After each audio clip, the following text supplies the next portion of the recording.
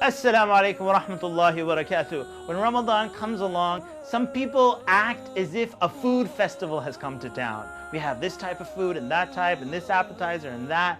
And Ramadan is actually a month of fasting. That means that the month is not about eating. The month is actually about feeding the needy people, putting in the effort. The Prophet ﷺ said, whoever feeds a fasting person gets the reward of that fasting person with the same reward without taking away from that fasting person. So this Ramadan, don't focus so much on attending all these food festivals, focus on feeding the needy. What is the definition of fasting? If you ask children, they will tell you fasting is when you don't eat and you don't drink from sunup until sundown.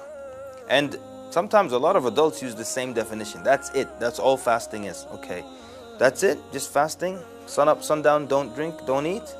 What happens then if I'm fasting and then I forget that I'm fasting and I eat? This is actually a true story. One imam, he was invited to a buffet and he ate and drank and he had like cake and drinks and buffet, you know the rule when you go to a buffet, you either break even or you profit. So this guy profited, alhamdulillah. He ate a whole lot. He said, then when I was totally done, then I remembered that I'm fasting. So does his fast count or not? Of course the answer is yes, it counts because he completely forgot.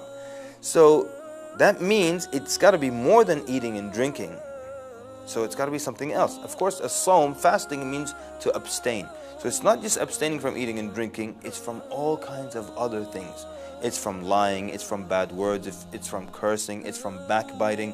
Many people now, their main concern is what goes into their mouth. These are the people who exaggerate. Once they make wudu, they'll spit like 100 times to make sure there's no wetness left in their mouth whatsoever.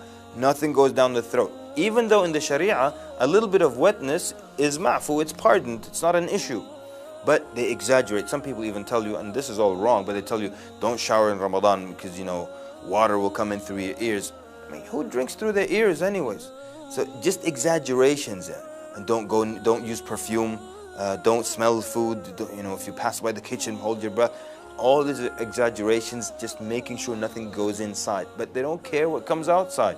So they're lying in the middle of the day in Ramadan. They're backbiting. They're spreading rumors. They're cursing. They're saying all kinds of horrible things.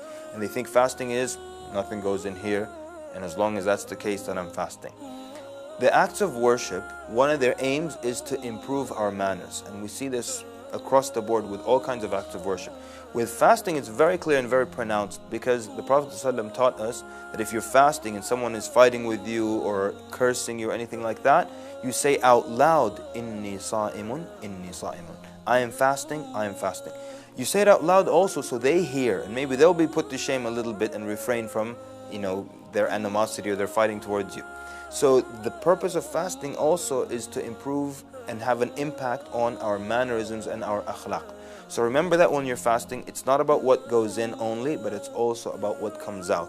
And what comes out can be far more serious than what goes in. So be sure in this month in Ramadan, you're very, very careful about what you say. You're very, very careful with your tongue. And may Allah subhanahu wa ta'ala accept from you. Wassalamu alaikum wa rahmatullahi wa barakatuh.